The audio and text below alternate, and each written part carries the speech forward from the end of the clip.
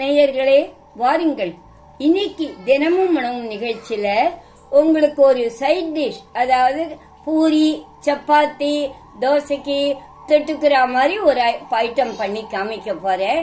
கூட்டுன்னு சொல்லலாம், குருமான்னு சொல்லலாம். அதனால தப்பே இல்லை. ஆனா நம்ம என்ன மாடாய பட்சத்துக்கு எடுத்துக்கிறோமோ கரிகாய், அந்த கரிகாயை வச்சுதான் அந்த முறைப்படி நான் இந்த கூட்டை உங்களுக்கு பண்ணி காமிக்கிறேன். அதுக்கு என்னென்ன எடுத்துட்டு இருக்கேன்னா, இத பாருங்க, பரங்கிக்காய், இந்த பூசணிக்காய், அவரைக்காய், வாழைக்காய். இத வேக வச்சுக்கலாம். குக்கர்ல எல்லாம் வைக்காதுங்க, ஏன்னா இதெல்லாம் நிமிஷமா வெந்துரும். 10 நிமிஷத்துல வானாயில வேக வச்சு எடுத்துக்கலாம். இப்ப அந்த கரிகாய்க்கு ஒரு தேங்காய் உடைச்சி துருவி எடுத்துட்டு இருக்கேன். இத மிக்சியில போட்டு முதல்ல திக்கா ஒரு டம்ளர் பால் எடுத்து வச்சிடுங்க. மறுபடியும் தண்ணி கொட்டி கொஞ்சம் செகண்ட் இதுவா பாலா கொஞ்சம் ஒரு டம்ளருக்கு எடுத்து தனியா வச்சுக்கோங்க. இந்த தேங்காய் பால் தான் இந்த இதுக்கு கூட்டுக்கு, இந்த குருமாக்கு ரொம்ப முக்கியம். இத அரைச்சி பால் எடுத்து வைக்கலாம். காய் வெந்துடுத்து, இப்படி பார்க்கச்சே தெரியறது வெந்துடுத்துன்ட்டு. இந்த உப்பு, இதுக்கு தேவையான உப்பை போட்டு எடுத்து வச்சு விடுறேன். இத நல்லா வெந்துடுத்து, இதை எடுத்து வச்சுக்கலாம். இப்ப தேங்காய் பால் அரைச்சி வச்சுக்கிறேன். ஒரு டம்ளர் பாலுக்கு நல்லா வடிகட்டி எடுத்துக்கலாம். இது திக்கா இருக்கணும் பால், அதனால. ஆமா, அப்புறம் மறுபடியும் இன்னும் ஒரு டம்ளர் ஜலத்துக்கு மேல கொட்டி அதை இன்னும் ஒரு டம்ளர் எடுத்து வச்சுக்கலாம். செகண்ட் டைம் அரைச்சிருக்கேன், இதையும் நல்லா எடுத்துக்கலாம். இந்த ரெண்டும் தேவைப்படும். நல்லா இது பண்ணும்போது இதை எப்படி யூஸ் பண்ணணும் என்ன அப்படிங்கறத உங்களுக்கு சொல்றேன். எண்ணெய் வச்சிருக்கேன். எண்ணெய் இதுல 2 லவங்கம், 2 ஏலக்காய் போடுறேன். அப்பதான் நல்லா உங்களுக்கு இந்த குருமா வாசனை வரும், கூட்டு வாசனை வரும். எல்லாரும் விரும்பி சாப்பிடுவா. ஏலக்காய் லவங்கம் ஃபர்ஸ்ட் போடுறேன். இந்த ஏலக்காவும் லவங்கமும் போட்ட உடனே எண்ணெய் காஞ்சிடவே பொரிஞ்சுடுத்து பாருங்க. இது ரெண்டும் நல்லா. இப்ப இதுல இஞ்சி, இந்த இஞ்சி துருவி வச்சுட்டு இருக்கேன். அந்த இஞ்சி துண்டு போடணும்.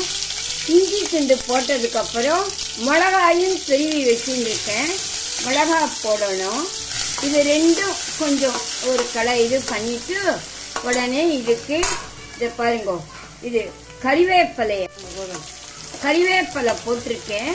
இந்த கறிவேப்பிலை போட்டதுக்கு அப்புறம் இத பாருங்க, இந்த சீரகப்பொடி 1 ஸ்பூன் வச்சிருக்கேன். இந்த சீரகப்பொடி 1 ஸ்பூன் அதை போடணும். மிளகாப்பொடி உங்களுக்கு தேவையான அளவு மிளகாப்பொடி போடலாம். இந்த மிளகாப்பொடியும் போட்டிருக்கேன். இப்போ கொஞ்சம் ஒரு நிமிஷம், ரொம்ப வேண்டாம், கலரலாம். இத கலரிட்டு போடும். கொஞ்சம் ரொம்ப நாளைக்கு கலர வேண்டாம். இதோ கலரிட்டேன்.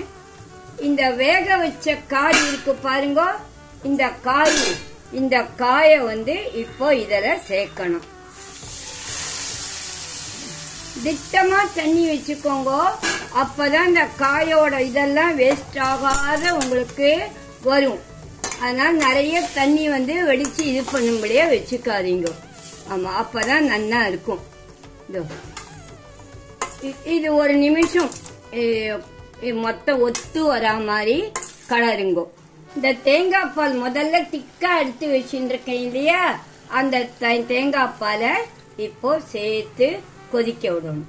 நல்லா இந்த முதல் பால்ல நல்லா கொதிக்கட்டும். அப்புறம் இது கொஞ்சம் இது ஒரு 5 நிமிஷம் கலரின உடனே அப்போ மிச்சம் தேவை 2வது பாலை தேவையான அளவு சேர்த்துக்கலாம். இப்போ இத சேர்த்து கலரணும். என்ன பாருங்க, எல்லாம் கொதிச்சு நல்லா திக்காயிடுத்து.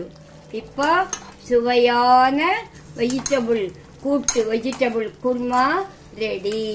நல்லா தோசைக்கும் தொட்டுக்கலாம், சப்பாத்திக்கு தொட்டுக்கலாம், பூரிக்கு தொட்டுக்கலாம். ரொம்ப நல்லா. நீங்க சாதாரண நாள்ல பண்ணீங்கன்னு நினைச்சுக்கோங்க. அப்ப கேரட், உருளைக்கிழங்கு, பீன்ஸ் சேர்த்து பண்ணிக்கோங்க. அது பசங்க விரும்பி சாப்பிடுவா.